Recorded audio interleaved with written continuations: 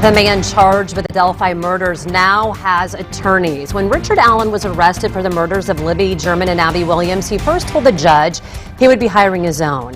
Then days later, in this letter we were able to get, he requested an attorney to be provided for him. He said he had no idea how expensive one would be. Now he has two attorneys, and you have been asking us so many questions. We've been trying to get many of your legal questions answered, and Dr. Jody Madera is an attorney and professor of law at IU. She is very intelligent. Jody, good morning. I'm so glad that you joined us to sort this out. I want to start with this and kind of set the background for everybody. This was entered into my case, the system, the court system used to track cases in Indiana. There was a co-counsel order issued first for defense attorney Andrew Baldwin. Then hours later, there was a court order issued for, it says, public defender Bradley Rossi. Then 24 hours later, a court order issued for the two attorneys, describing them as contract public defenders. So people are asking, are Baldwin and Rossi, are they both court-appointed attorneys? Yes, they are both appointed by the court versus Allen hiring private counsel, for example.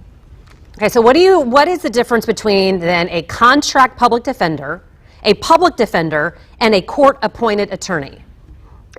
Sure. So public defenders and contract public defenders are both appointed by the court. In other words, they are not attorneys that individuals pay for out of their pocket. And so you have to be indigent to qualify for those services. Now, Carroll County, like most smaller rural Indiana counties, does actually not have a public defender's office. And so in some counties, the court appoints counsel, for some types of cases, using a public defender.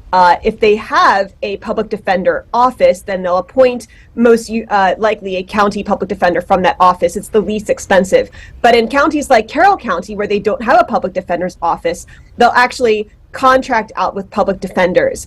And this is not a lucrative line of work. They're supposed to be paid the same as an equivalent prosecutor. But actually, a 2020 survey by the Indiana Public Defender Commission basically found that the equivalent after overhead is considered is $5.16 an hour for these contract public defenders. People have no idea that that is the case. We're not going to run out of time because I'm going to ask you one particular question about costs in just a minute because it's a big deal. But people have asked me, Angela, why does he have two attorneys from two different law firms? Can you explain that one? Because that's one of the biggest questions we're getting. Sure. So I think that these individuals are most often individuals that the court has next on a roll. They call them. There's no particular order in which they would call. It's sort of assigned randomly.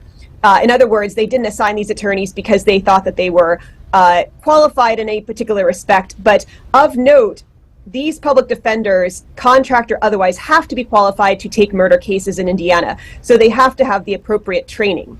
It doesn't actually matter if they're contracted out of county. It doesn't matter if they're contracted from two different law firms. What matters is that, in these murder cases, there's often a counsel and a co-counsel, and they'll be expected to work together. And I believe that Attorney Rossi is the lead. Yes, we only have about 30 seconds left. But when it comes to taxpayers and footing this bill and about how much something like this would cost, you have some information about what some of these cases have cost and what they, just how much money it could be.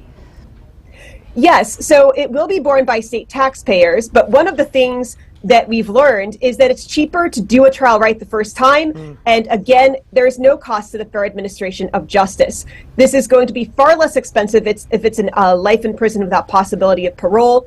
A death penalty case could cost several $100,000, basically 10 times a murder case seeking life in prison without parole.